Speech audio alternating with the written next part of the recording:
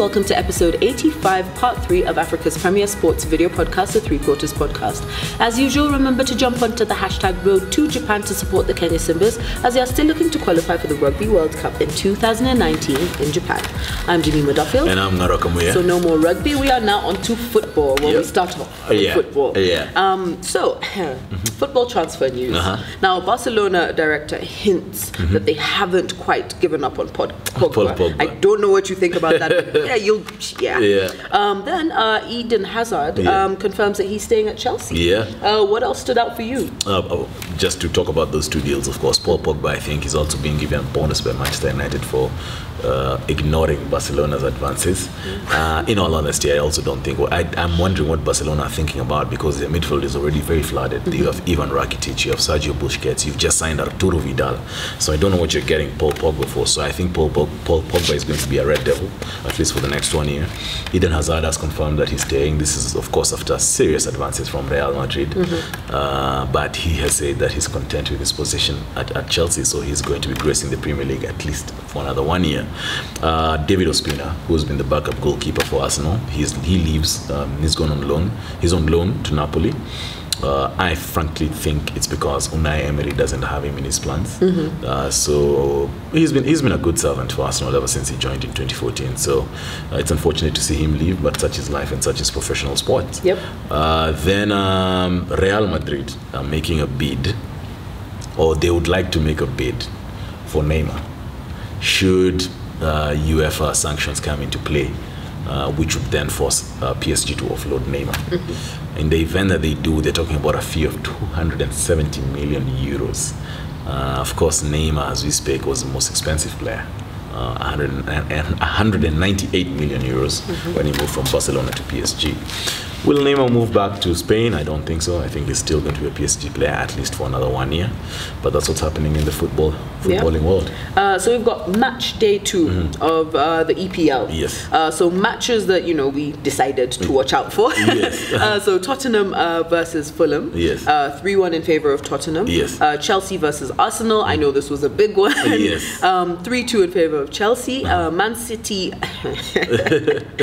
completely annihilated Huddersfield, 6-1. And we had Brighton versus Man United. Brighton beating Man United 3-2, which I know was a heartbreak for very many people. I think the highlight of this past weekend has been Chelsea versus Arsenal. Chelsea racing to a 2-0 lead, goals by Pedro and Alvaro Morata. And then Arsenal just clawed back Henry Mkhitaryan and Alex Iwobi 2-2. And then Marcos Alonso just leaves it late, a late strike, a dagger in the hearts of Arsenal and Chelsea having the upper hand in their first encounter this year. The game, of course, being played at Stamford Bridge, and Unai Emery is now 0-2. He hasn't won any game in the Premier League, but it's built up. I mean, Ian Wright has been saying it's not going to happen. Not overnight. Not overnight. I as much as said it last season, it's not going to happen overnight. So Arsenal fans just need to be patient. As for United fans, kuleni yo. That's all I can say. So that's what I have to say about match day 2. All right, so we have match day 3 coming up. So matches to watch out for: Arsenal versus West Ham, Liverpool versus Brighton, Newcastle versus Chelsea, and Man United versus Tottenham. How do you think those will go? That's definitely going to be the game of the weekend: Man United versus Tottenham Hotspurs. If United have a solid performance like what they did in the first weekend, I think they can be able to win. They're playing at home. But if they play against the way they played against Brighton, it's not going to happen. And Tottenham Hotspurs, they've had a pretty decent start to the season. So it's going to be an interesting one, but I call a draw for this one. All right, well, only way to know is to watch. Is to watch the game, So now we move on to Formula 1. We've got Renault driver, Carlos Sainz. Yes, I got the name right. So he signed a multi-year deal with McLaren to replace Fernando Alonso. And that's at the end of the season. So he's only 23, but he already is a 2-time Formula 1 world champion. In the lower leagues, of course, but but still it's good. Carlos Sainz coming from a racing family. For those people who've watched motorsport for a very long time will remember there was a guy by the name Carlos Sainz who used to race in the Safari Rally. So he's actually Carlos Sainz Jr. Exactly. And his father, I think, still participates in the Dakar Rally. pretty formidable opponent to Stefan Peter Hansel. But yeah, Carlos Sainz signing a multi-year deal with McLaren, coming in to replace Fernando Alonso. Fernando Alonso is the two-time F1 world champion, leaving at the end of the year. He's retiring. So it'd be good to have a 23-year-old come in and work his way up, and all the best to Carlos Sainz as he heads to McLaren. Yep, very good luck. Yes. You can only wish. Yeah, only wish him luck, actually. I mean, at 23. Yeah, you can only wish. But look, he has good backing. He's from a pretty decent racing family, so I'm sure he's had the training from a very young age. And this has probably been his life. Exactly, this has been his life. So all the best to Carlos Sainz as he heads to McLaren. Yep. Yeah. Then on to N.B.A. trades. We've got Carmelo Anthony, who signed with the Houston Rockets for a 1-year deal worth $2.4 million. Yeah. As well as beefing up the defense. I mean, he was playing what, third option at Oklahoma City? Not really. He was the Carmelo Anthony has been the franchise player in the teams that he's played, whether it was at Denver, whether it was at New York Knicks. He's been the franchise player. Now you head to Oklahoma City Thunder, that was last year, and he's coming up against, Russell Westbrook, who's the reigning MVP at that time, and Paul George, who's an excellent defensive player, and he's been an outstanding talent in the last few years. So of course, like you say, he's going to be third option, but he's coming off his worst year at Oklahoma. I thought he was going to have a good year at Oklahoma. Not the case. Now he moves to Houston, where again, in the strictest sense, he's going to be the third option again after James Harden and Chris Paul. But it's very, for those who've watched Carmelo Anthony over the years, it's very disappointing, because he came out, I mean, I think he was the second or third, I think he was the second pick, the 2003 draft. He's come out high school, he's rivaled with LeBron James. Everyone is, tipping him to be, a top basketball player. I think the most he's done is that he's gone into the Western Conference Final. Must be 2009 when the Denver Nuggets faced off against the LA Lakers. Yeah, he's underachieved. Basically, that's what I'm trying to say. And at 34 years, you hope that he can be able to get that championship with Houston. It's going to be tough, though. I mean, you're coming up against the Golden State Warriors. You're coming up against LeBron James now in the West, playing with the LA Lakers. So yeah, it's a very sad case for Carmelo Anthony. But look, at least Houston gives him the chance to go to the finals. So all the best to him as he goes to Houston. Yep. Yeah. So we move on to our bonus segment. Yes. Where Kenya has now attained the European Tour status. Yes. Following improvements by the Kenya Golf Limited. Yes. And the government of Kenya. Yes. So we're basically going to talk about what this shows in terms of sports management in Kenya and what other sports can borrow from this. Yes. First of all, well done. Yes. Like, hats off. Because so much, like, even though like, even from people who don't necessarily watch golf, at some point it was just in your face. Like, you knew it was happening. You knew there was some golf being played somewhere, and it's actually grown in like popularity.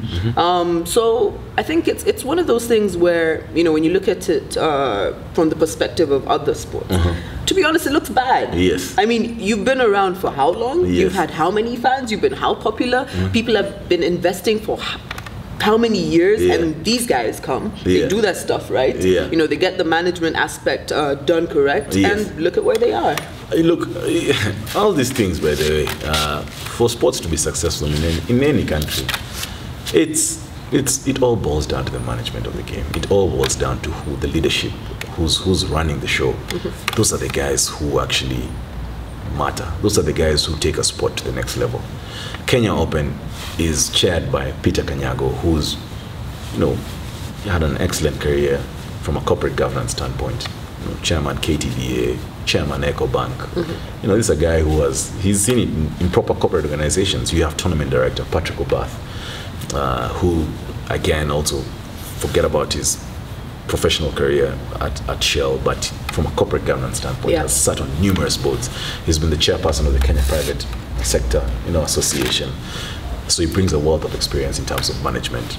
Then you have business people, the likes of Kathleen Keanya, who are business people who are also sitting on the board of Kenya Golf Limited. So these guys think about this thing like a business. They bring the management aspect as a business, and that's exactly what has resulted in Kenya Open getting to the level that it has. When this year's Kenya Open ended, President Uhuru Kenyatta gave a speech. And he said that all federations should learn from golf. The Kenya government is not supporting golf because of any favored interest. It's because of the management of the Kenya Open, Kenya Golf Limited. So government have upped their contribution to 50 million shillings. That's about $500,000 US. And it's because of that contribution that the powers that be in the golfing world have said, okay, you know what? These guys now attained European Tour status. What does this do? It opens up Kenya now to quality golf. You can imagine the amount of superstars who are going to be coming to Kenya just for the Kenya Open, to participate in the Kenya Open. You know, it becomes a leg of the European Tour. It opens up the country to numerous things, and forget about from a sporting standpoint, but it opens to numerous things. I also think about the social aspect in terms of the attendance. I think about 10 years ago, Kenya Open was not that big. No, it really wasn't. But now everyone, especially these middle class guys, Kenya Open. New money people. Exactly. Everyone is talking about going for Kenya Open. That is very true. So it builds the profile of the game of golf. It does very well. So what do the other federations need to do? The first guys I'm going to attack, of course, is rugby, because they are the ones who had the jump on all of these guys with Safari Sevens. They got to a point where Sevens was on the calendar. I remember when us guys were young, we were still young, but I remember when we were younger, like guys who had studied outside Kenya would always tailor their flights to land in time for Sevens. When there is Safari Sevens. When Safari Sevens is happening. That's how good the tournament was, right? And I think they butchered it. I mean, the management of rugby have butchered it. So what do these guys need to learn? You forget about this nonsense about getting people to, fine, it's good and it's good for sentimental value, or he played the game. But are you a good manager? Can you manage a business? Start looking at this thing like a business. That's the only way we're going to grow this sport. That's the only way we're going to grow sport in Kenya. And cheers to the crowd. Cheers to, the group that's behind golf in Kenya. That's the reason why we are now on the European Tour. So every other federation, go get your notebooks and go sit down with the golf guys and get the notes and get to know how to run sports like a business. What he said, definitely an eye-opener for other federations. Guys, come on, we need to catch up to this. Other federations had the opportunity to do this before. It's not too late. It's never too late. Let's start doing it now. Guys, remember you can find us on social media. That is by following us on Instagram, liking our page on Facebook, and subscribing to our YouTube channel. I'm Demi Maduffy. And I'm Ngaro Kamuya. See you next week for episode 86.